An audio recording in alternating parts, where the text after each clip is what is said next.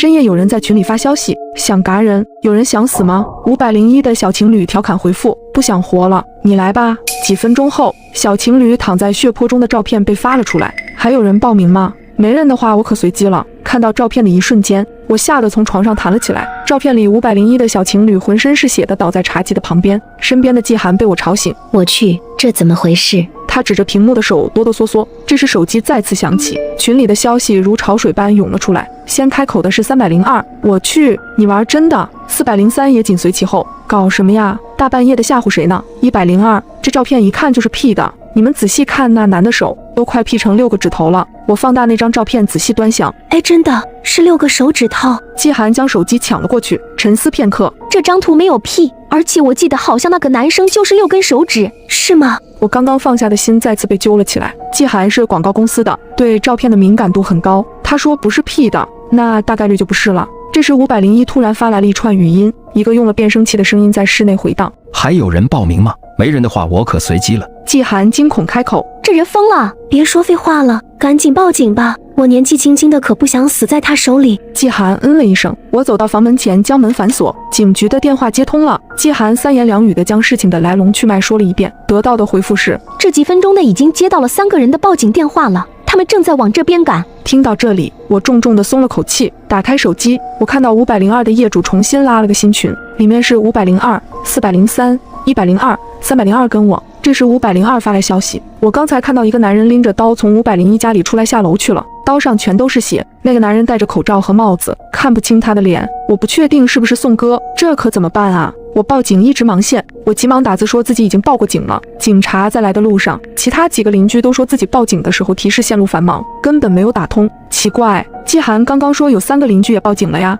我下意识地看向季涵，正想开口询问，他突然冲我招了下手。与此同时，门外传来了下楼的脚步声，透过猫眼看去，一只瞳孔正死死地贴在猫眼的位置。我吓得捂住了自己的嘴巴，靠在门上。冷静过后，我再次大着胆子从猫眼看过去，宋哥已经走到了中间电梯的位置。这时手机再次响起，是302的业主给我发的私信，小将，宋哥站在咱俩的门外面呢，下一个不会是咱们2家吧？你说这可怎么办？要不咱们一起出去把他扑倒，咱们3个人还打不过他一个吗？季涵则是非常赞同302的想法。不对，302没有安猫眼，他一直说猫眼是个很不安全的东西，别人要是把猫眼给撬开，就能将铁丝伸进去把门打开。既然他看不到，又怎么知道宋哥站在外面呢？现在外面的那个人穿着一身黑，戴着帽子跟口罩，根本看不清楚到底长什么样。最重要的是，只要我们不出去就是安全的。外面那个男人冲我们这边深深的看了一眼后，直直的冲着302的方向走了过去，在门口顿了几下后，缓缓打开了302的门。季涵眉头紧皱的向我询问，走了吗？他进对面了，进去了，怎么进去的？撬门。季涵一连串问了我几个问题，不像，看着好像直接打开门就进去了。不对啊，那个人直接开门就进去了。502也说看不清楚凶手的样子，你说会不会是302假扮宋哥杀的人啊？季涵这会儿也是慌了神，我又不认识他俩，怎么可能知道啊？这时手机响起，是宋哥拿着302的手机发来的消息，是302满身是血的躺在地上的照片。接着又发来几串语音，再问一遍，有人报名吗？没人的话，我继续随机了，或者公屏点你们投票，谁票数最多，我就先杀谁。我全身冰凉，站在原地。你刚才电话到底打通没啊？怎么警察还没来？打通了啊！我再打一个，太晦气了。来你家借住几天就遇上这样的破事儿。他当着我的面再次拨通了电话，对面是个温柔的女生。我噼里啪啦的将事情再说了一遍。警察姐姐，死俩人了，你们快来啊！对方再三承诺，警察已经在路上了，我才稍稍的松了口气，火速重新拉了个群，把剩下的几个人都拉了进来。我刚才看见他进302了，但奇怪的是，不是撞门，不是撬门，而是直接开门进去的。403明白了我话里的意思，他俩该不会是合伙的吧？没沟通好，所以宋哥把302给杀了。我回复合伙，为什么合伙？他们之间有什么恩怨吗？这时403私聊我发来的消息，你真不知道假不知道，他们3家前几天吵架都动刀了，他儿子小友今年7岁，转来城里上小学，上了没几天就遭遇了严重的校园霸凌。那群中产阶级人家的学生，连续1个周将他儿子堵在学校旁边的小巷子里，让他下跪，逼他舔鞋子上的垃圾，往他身上撒尿。小友初来乍到，不敢告诉家长跟老师，最后受不了跳楼自杀了。他说完后，我突然想起来，前几天在某个短视频平台上曾经看到过这一幕，原来里面被欺负的那个小孩子是他的儿子，但这跟小情侣还有302什么关系啊？403继续跟我说，小友死后，宋哥跟嫂子就一蹶不振，低迷了很久。302许是看他们也很惨，就给宋哥介绍了个外地的活，结果一来二去的就有人传，趁着宋哥不在家，嫂子跟302搞上了。巧的是501的小情侣就曾经看到嫂子从302走出来，宋哥从外地回来后就恼了，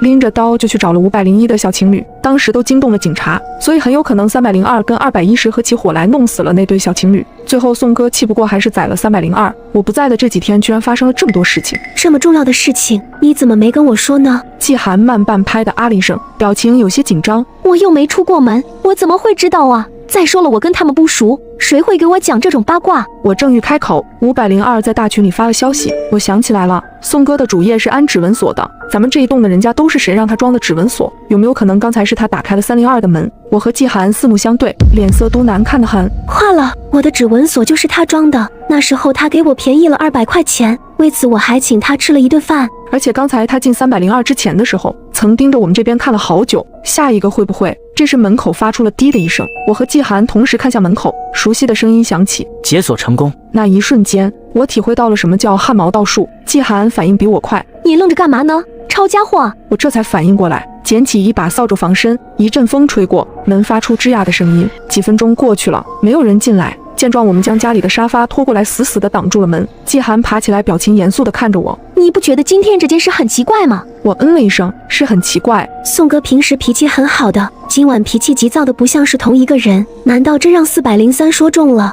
只是因为他们之间的私事？不只是他们，群里的其他人也很奇怪。他们一直说报警打不通电话，但是我打通了。你刚刚也听到了，警方那边说往这边来了。经季寒这么一提醒，我猛拍了下脑袋，怎么其他人都说报警没成功，偏偏季寒报警就有人接？还有501的小情侣，傍晚回家的时候，我分明看到他们跟自己的朋友一起回来的，手中还拎着不少酒，说今晚要不醉不归。宋哥杀死了那对小情侣，那些朋友去哪里了呢？宋哥是怎么进的501的家里？凭他一个人怎么无声无息地杀死了2个人？还有季寒，他真的不知道这些事情吗？这时小群里再次有人发来消息，是502，那个人在我的门外面，怎么办？下一个会不会是我？我还没活够。迟迟没怎么说话的102开口道，怕什么？这件事跟咱们没啥关系。我也安慰道，对，你把门反锁好，刚刚他都打开我家门了，都没进来。我也觉得这件事跟咱们没关系。这时102突然给我发来了私信，你都知道了，403跟你说的吧？你的室友在你旁边吗？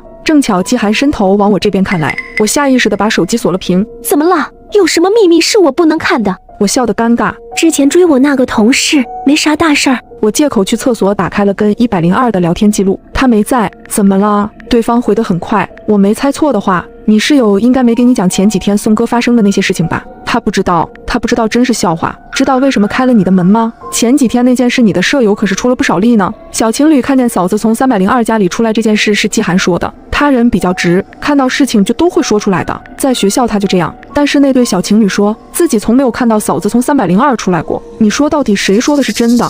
我的第一反应便是季寒说谎了。我和季寒是大学同学，他在学校的时候就爱这样，喜欢把事情夸大到脱离事情原本的样子。403跟你室友好像关系很密切，我总觉得你室友来这里住有不可告人的秘密。你还没好啊？季寒的声音从外面传来，我下意识地删掉了自己跟102的聊天记录，佯装肚子疼从厕所走了出去。警察还没有来，502的小姑娘说话了吗？她没事吧？我这才想起来502从刚才就一直没在发言，赶忙询问他，你没事吧？那人走了吗？等了半天小姑娘一直没有回话。季寒瞄着我的手机，小姑娘不会出事了吧？万一那个男人真的进去了，要不去看看呢？想了想，还是在群里问道，我们想去看看5楼那个小女孩，你们有一起去的吗？5楼的小李算是我们这栋楼的楼宠，平时见面都是哥哥姐姐的叫着。这时候小李在群里发来了一条2秒钟的语音，救我！403的大哥首先开口，去看看，咱们好几个人，难道还打不过一个人？102也附和着，我们在2楼汇合。然后拿着东西去5楼。事不宜迟，